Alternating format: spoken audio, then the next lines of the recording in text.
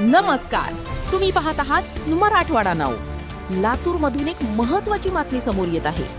महिला बिल रद्द झाल्याच्या निषेधार्थ लातूरमध्ये जन आक्रोश महिला पदयात्रा. महिलांच्या अधिकारांवर गदा आणल्याचा काँग्रेस पक्षावर आरोप. आज लातूरमध्ये शेकडो महिला एकत्र येत रस्त्यावर उतरल्या. जन आक्रोश महिला पदयात्रेच्या माध्यमातून त्यांनी आपला निषेध व्यक्त केला.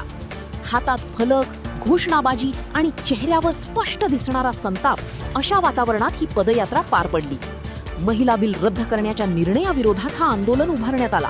महिलांच्या मते हा निर्णय त्यांच्या अधिकारांवर परिणाम करणारा आहे.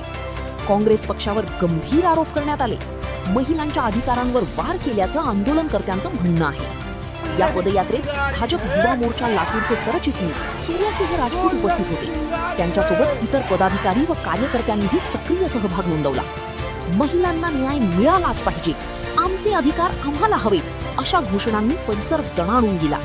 महत्त्वाचं म्हणजे ही संपूर्ण पदयात्रा शांततेत पार पडली. कोणतीही अनुचित घटना घडली नाही. कार्यक्रम शिस्तबद्ध पद्धतीने पूर्ण झाला. महिलांचा हा आवाज आणि आरोप प्रशासन आणि संबंधित पक्षांपर्यंत कितपत पोहोचतो हे पाहणं आता महत्त्वाचं ठरणार आहे. तुम्ही पाहत आहात मराठवाडा नाऊ.